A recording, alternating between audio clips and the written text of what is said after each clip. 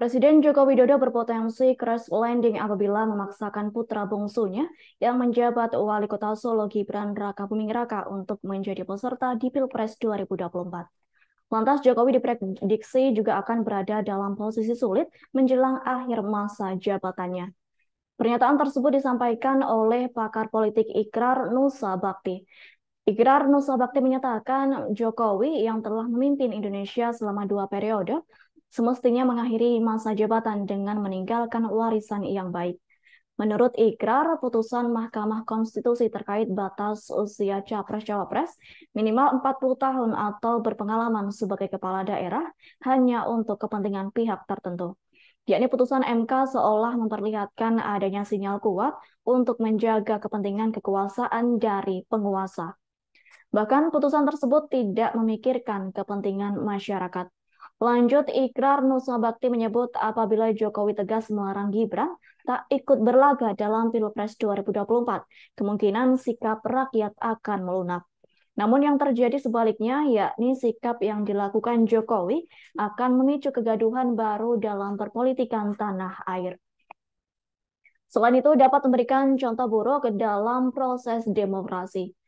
Lanjut, Ikrar menyatakan Jokowi seharusnya menyadari apabila tidak tegas, pemerintahan mendatang dan masyarakat harus membayar mahal. Hal itu akan terjadi imbas kerusakan yang ditimbulkan dari permainan politik melalui proses hukum. Mengingat, bangsa Indonesia sudah sepakat tidak kembali ke masa pemerintahan yang kelam, yakni setelah reformasi 1998 dan menuju kematangan demokrasi pada 2039.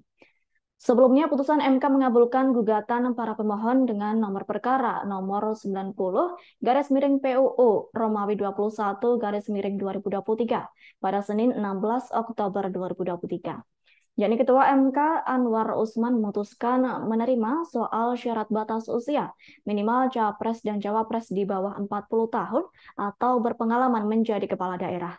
Kala itu pihak MK turut mempertimbangkan bahwa batas usia tidak diatur secara tegas dalam UUD 1945. MK juga menekankan dalam batas penalaran yang wajar, warga negara memiliki hak pilih dan seharusnya juga hak untuk dipilih, termasuk hak untuk dipilih dalam pemilu presiden dan wakil presiden. Atas hal itu, putusan sidang tersebut akan berlaku mulai dari pemilu 2024 dan seterusnya.